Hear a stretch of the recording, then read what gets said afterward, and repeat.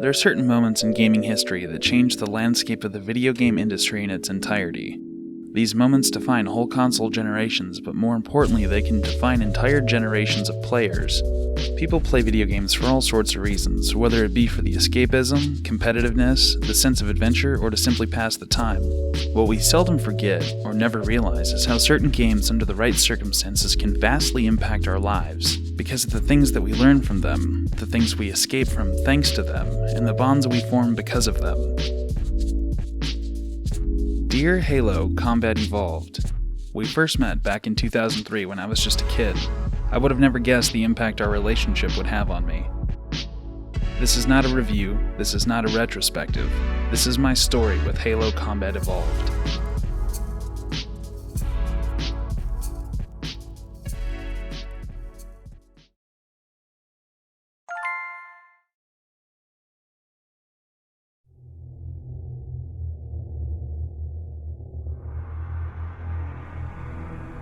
Back in junior high school, I didn't really have a whole lot of close friends. One morning on the way to school, two kids a few seats ahead of me on the school bus were arguing about which console had the best graphics, the Xbox or the PS2. One of the kids must have noticed I was playing a Game Boy or something and decided to ask me what my opinion was. A lighthearted debate quickly ensued, coming to a close with one of the kids inviting me over to his house to check out an Xbox game called Halo. At the time, I'd never really heard of Halo and barely knew what an Xbox even was.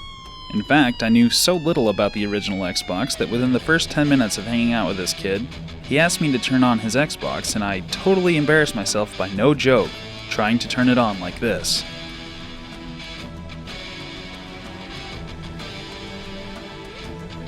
Needless to say, this would end up becoming a never-ending inside joke for many, many years to come. The three of us ended up staying up almost all night playing Halo until the crack of dawn, while simultaneously destroying this kid's grandmother's living room. Little would I realize that there would be many more nights like this to come, because thanks to Halo, I made a lifelong best friend. If it weren't for Halo and split-screen multiplayer, I honestly have no idea who I would even be today. Thanks to Halo, during some of the most impressionable years of my life, I was able to experience the birth of things like Call of Duty, YouTube, internet culture, the punk rock music scene of the early 2000s. I was able to have all of these experiences, all thanks to some random kid named Dalton on my school bus, who was so obsessed with Halo that he literally invited me over to his house just to show me how awesome it was. And indeed, it was awesome. In the years to come, our friendship continued to grow, thanks in part to our fascination with video games. We beat Halo multiple times over the coming year, as well as Rainbow Six 3, Max Payne, True Crime Streets of LA. We even spent countless hours lost and confused in the world of Shenmue 2. Together we would witness the birth of Newgrounds.com, as well as the rise and fall of web-based flash games. We would watch the first generation of YouTubers, most notably a guy by the name of Boheem. Dalton would even go on to eventually create his own YouTube channel full of funny edits of Halo cutscenes that we still to this day try to find but have yet to find it. We would eventually dive into the world of PC gaming with classic MMORPGs like RuneScape, Conquer, and Ragnarok, as well as the birth of Call of Duty, which to this day me and Dalton both still agree that United Offensive was the best one in the series. And if that offends you, you do not have very good taste in video games. That's the thing though. All roads lead back to Halo. We were there back in 2004 at the launch of Halo 2. We conquered it, much like we had the original Halo. I remember at some point he told me a story about a place in the Halo universe called Reach, and how all the Spartans died there except for Chief. When we were much older, this story turned out to be true. I always wondered how he knew about Reach. Years later, I realized there were Halo novels. You know, the thing is, we both came from single-parent families, and I think that's why we were such close friends. Neither of our dads were in the picture, and both our moms did the best they could to raise us. We just simply grew up in similar environments. Neither of our families really had any holiday traditions or anything like that, so we ended up making our own. Every Thanksgiving we would hang out and play Halo during our holiday break from school. We might even bring a plate from our family's Thanksgiving meals if they had one that year and trade off. This would become our own little tradition that would carry on for years, and as those years carried on, we became more and more like family. At one point, this dude literally made his own bedroom in the closet of my room, complete with an old beat-up Magnavox television that we, believe it or not, had to use an RFU adapter on in order to hook up his Xbox. He even had his own little air mattress in there. He didn't actually live at my house, but he did sleep in there when he would crash at my place for the night. And no, I did not sleep in the closet with him. He was the one in the closet, not me. Feel free to leave a joke down in the comments below.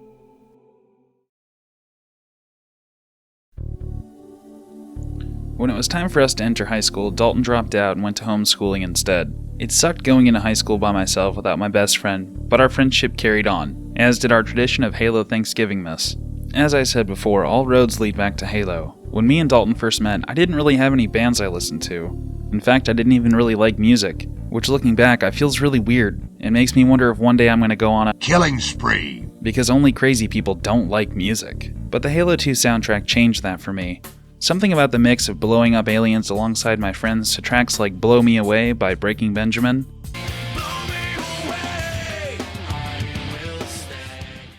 Connected by Hoobastank, made something click in my head. Shortly after the release of Halo 2, we started to look up other bands, like the ones from the Halo 2 soundtrack, and that's when we discovered Hawthorne Heights. One day when nobody was home, I remember we put a Hawthorne Heights album into Dalton's uncle's giant sound system, which, when you're all by yourself, is really the only way to listen to Hawthorne Heights, because in 2019, that's like super cringy. And it was cringy back then. That's not the kind of band you want people to know that you listen to. But anyway, yeah, we cranked it up to 11, lost our freaking minds, played air guitar on broken old brooms and mops, and it was in that moment that I developed a serious passion for music and ended up getting a bass guitar for my very next birthday. And it's all thanks to the Halo 2 soundtrack. Shortly thereafter, we tried to start a band with a couple of other kids around town. It ended up not working out, but man, were we close to being good enough to actually play gigs in front of real people with ears. A few years would come to pass, and eventually it was time to go off to college. It was 2009, and it was time for some changes. As soon as I graduated high school, my entire family moved away, which, looking back on it, it's kind of messed up and honestly kind of crazy. But the plan was for me to stay behind and go into college and live on campus, that way I had a place to stay. In the meantime, I would end up moving in with Dalton that summer. Come August, I would be heading off to college while Dalton planned to join the Army. That was probably one of the worst summers of my entire life. My family had all left town, the few friends I had were all off doing their own things, and my best friend and I were both going to be off on our own separate journeys. Life as I knew it was about to change drastically in just a few months. The summer finally came to an uneventful end, and off I went to college. We didn't make much of a fuss because I had planned to come back into town on the weekends to hang out. And in the end, I was fine going to college on my own. I made a bunch of great friends while I was there. Christmas break from college would finally roll around, and I would head back up to see Dalton. As it would turn out, there were some complications with him being able to join the Army at the time, so I would spend the entire Christmas break convincing him to go to college with me and live on campus. I still don't know how we managed to get all the admissions paperwork done, but we did it. The following semester, we made probably some of the fondest memories of our lives. The parties, the pranks, the friends, the late-night LAN parties with Ages of Empires, the weekend road trips to get away from campus, joining ROTC together. There's so many stories I could tell, but they're not in the context of this video. Unfortunately, though, like all good things in life, this too would come to an end. There's an old saying that I'm sure you've heard, blood is thicker than water. The course of history has changed the saying into what it is and what it means today. The phrase was simplified from its original form, the blood of the covenant is thicker than the water of the womb. And with that simplification, it obtained a new meaning. Originally, it meant that the blood shed by soldiers in the field of battle formed a bond more powerful than family ties. That old saying's the best way to describe our friendship, because in the fall of 2010, I had to drop out of college due to a financial aid issue. Dalton could have stayed. He could have even potentially finished college and gotten a really awesome job. But instead, this cool dude withdrew from his classes and left along with me because he knew I didn't have anyone, anything, or any place to go home to. And that's a sacrifice only family can make. This guy sacrificed a chance at a successful future just to make sure that I was going to be okay and that I had a place to go home to. I couldn't exactly move back into his mom's house without him, and that sacrifice is a gift that I'll never be able to ever repay. And although I feel guilty to this day that he dropped out alongside me, words can't describe how grateful I am that he chose to do so, because I don't know what I would have done if he would have stayed behind. Some people are friends, some friends are best friends, but only some best friends are more like a brother. Within a few days, we were back on the long trip back to his house. On the drive back, I found out what made him want to leave and come to college with me. His mom started hanging out with the wrong kind of people, and she developed a pretty serious heroin addiction, and he couldn't stand seeing her like that, and he couldn't stand being around it. We weren't sure what we were going to do, or what our futures held. We just knew that we were going to have to make the best of it all. That Thanksgiving, there were no turkeys, no holiday festivities, no family. My family was gone and his mom was always away for days at a time doing God knows what. But we knew we had to make the best of it, and the best of it we made. We dug out his old Xbox from when we were kids, cooked up some Thanksgiving ramen, and played Halo like old times. A few weeks later, we somehow got our hands on an old launch Xbox 360. Neither of us can remember where it came from or how we got it, but before we got a chance to get Halo 3, we got the Red Ring of Death.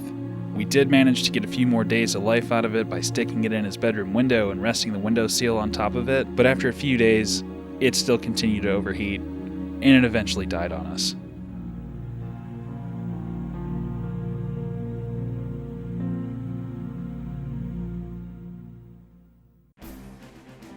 We would eventually move out of his mother's house when her addiction got out of control and shady people were always coming around. We ended up staying with some old friends from high school for a while until their landlord told them that either we would have to leave or we would all have to leave. We happily left, not wanting to cause our friends any issues. We'd end up renting a room from someone in a trailer park that ended up being almost as bad as living with his mom. Later we would rent a cabin in a resort during the off-season, but it ended up being too far away from our jobs. We were both practically still kids, you know? We were just trying to survive. When all of our options were exhausted over the course of a year and a half of trying to get on our feet and being borderline homeless, Dalton finally decided to join the army rather than move back in with his mother. I would end up moving about an hour away to my grandmother's house. Even though Dalton left to join the army, our journey wasn't over just yet. Over the course of the next 4 months, I drove almost an hour to and from work each day. I was getting older now and I started putting back a little bit of money out of each paycheck. I enrolled in a local community college and I kept my nose to the grindstone. I eventually saved up enough money for another Xbox 360, as well as Halo 3 and 4, the two games that we've missed out on over the last few years. Even though by now it was already 2011 and the Xbox 360 was nearing its end of life, it was new to me, and it would be new to Dalton as soon as he got back from basic. As fall drew to a close, Dalton finally finished going through basic training and he came back home. He ended up moving in with his grandmother just like I did mine.